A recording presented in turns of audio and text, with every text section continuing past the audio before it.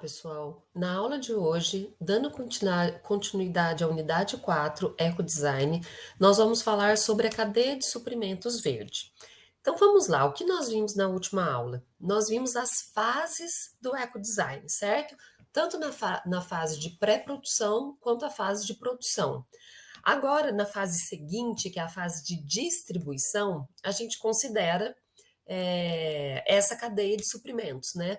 Então, vamos lá, quando a gente está falando de cadeia de suprimento verde, né, nesse item aí do ecodesign, né, a partir do processo de distribuição, vamos ver do que é que a gente está falando. Bom, a distribuição. Durante o projeto, deve-se garantir que o produto seja entregue íntegro ao usuário final, mantendo todas as características propostas. Desta forma, na fase de distribuição, existem processos distintos e complementares que consomem materiais e energia, como embalagem, transporte e armazenagem. A seguir, são sugeridas algumas estratégias para essa fase. Lembrando, pessoal, que quando a gente fala no ecodesign, a gente está falando na proposta das organizações em levar em consideração atividades, ações voltadas à sustentabilidade como um todo, no desenvolvimento de seu projeto. Esse projeto pode ser o desenvolvimento de um produto, de um serviço ou de um processo. Agora a gente está vendo a última fase, que é a fase de distribuição. Então vamos lá. Quais são as estratégias para essa fase, né? Algumas das estratégias para essas fases. Primeiro, facilidade para desmontagem de um produto. Beneficia amplamente a distribuição em termos de redução de embalagens e otimização dos espaços durante o transporte e armazenagem. Além de beneficiar a distribuição, beneficia também a manutenção, a reparação e a atualização dos produtos, o que pode estender sua vida útil e facilitar a reciclagem dos componentes. O processo de montagem pelo usuário deve também ser facilitado. O uso de embalagens retornáveis. Nesse caso, nesse ponto, não é? Prevê que as embalagens possam ser reaproveitadas na reutilização ou na reciclagem. Para tanto, é importante que os fabricantes assumam a responsabilidade pelas suas embalagens e desenvolvam sistemas de recolhimento que facilitem sua reutilização ou a sua reciclagem. Nessa estratégia, as embalagens devem ser vistas como um produto, com um ciclo de vida próprio, né? Aquilo que eu estava falando para vocês. As embalagens, assim como o produto em si, engloba essa cadeia de sustentabilidade. E é preciso pensar em que tipo de embalagem será feita, da maneira que essa embalagem possa ser o mais sustentável possível.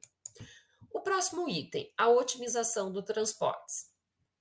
Assegurando que o produto seja transportado da fábrica ao distribuidor ou usuário da maneira mais eficiente possível e que cause menores impactos ao meio ambiente.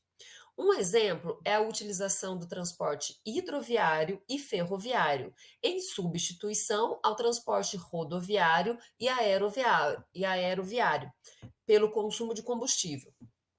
Complementando o transporte, deve haver uma logística de distribuição eficiente para a redução dos impactos ambientais com menores rotas. Tudo isso, pessoal, agora no processo de distribuição, tudo isso deve ser pensado nessa gestão sustentável da cadeia de suprimentos, de maneira que otimize, né, todos os processos, mas principalmente, né, que essa otimização dos processos, que ela consiga gerar como resultado menor impacto ambiental.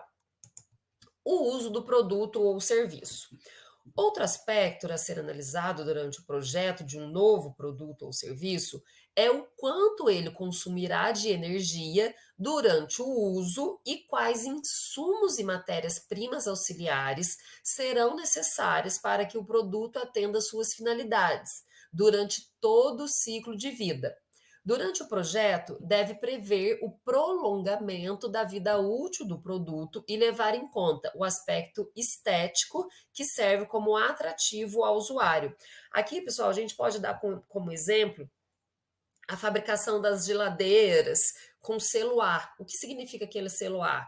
Que é um produto que usa uma quantidade inferior de energia elétrica comparada a outros produtos da mesma categoria.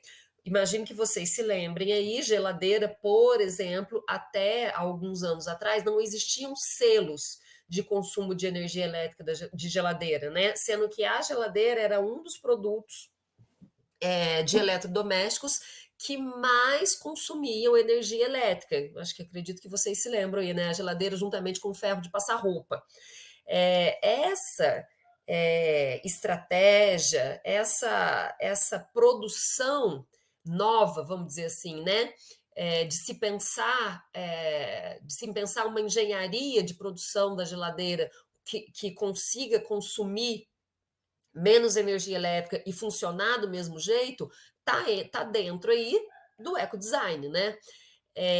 Lembrando aí mais uma vez, né? Aí no processo produtivo, né? Isso a gente está falando ainda do processo produtivo, mas quando a gente fala que o projeto, lembrando aí da última aula, que eu acho bem interessante isso, quando a gente fala do projeto pensar em aumentar a vida útil do produto, a gente está falando também dos projetos das empresas não utilizarem obsolescência programada ou obsolescência perceptiva, né?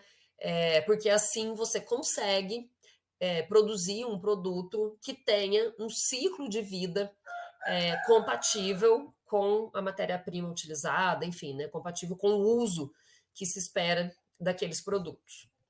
A durabilidade também deve ser avaliada em relação à tecnologia utilizada, pois pode ser preferível diminuir o tempo de vida de um produto que utiliza tecnologia mais poluente, substituindo-o por produtos que utilizem tecnologias menos poluentes.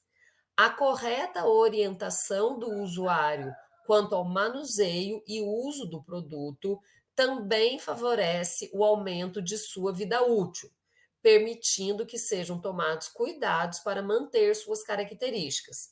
Para a fase de utilização dos produtos, a gente considera as seguintes estratégias: produtos ou serviços de uso compartilhado ou coletivo, né, como, por exemplo, serviços que colocam veículos à disposição de seus sócios, nos quais, após a inscrição e a aquisição de uma cota relativa a quilômetros a serem percorridos, cada sócio poderá usufruir dos veículos mediante aviso prévio, né? Enfim, nesse caso aí a gente tem esse tipo de serviço, por exemplo, oferecido por algumas empresas, né? Que considera aí, que possibilita os seus funcionários a usarem coletivamente determinados equipamentos da empresa, né? Carro, computador, mesa, enfim, né? O que ajuda a colocar menos produtos no mercado, né? Nós temos também os produtos multifuncionais. A criação deste tipo de produto é, por natureza, ecoeficiente, pois com uma mesma quantidade de material e energia podem ser criados equipamentos para atender diferentes necessidades, né? Aquilo que a gente estava falando na última aula, né? Você compra um produto que tem mais de uma função, né? Então você economiza no sentido, não só no sentido monetário, mas você economiza ambientalmente falando, por não estar consumindo mais produtos, né? E produtos também com baixo consumo energético. Nesse caso, devemos prever a quantidade e o tipo de energia que o produto vai necessitar ao longo da sua vida útil e optar, como foi exposto na fase de produção, pela utilização de energia renovável. Nesse sentido aí, né, a gente prioriza aí esses produtos a empresa, né, prioriza esses produtos com baixo consumo energético. Até a nossa próxima aula, pessoal.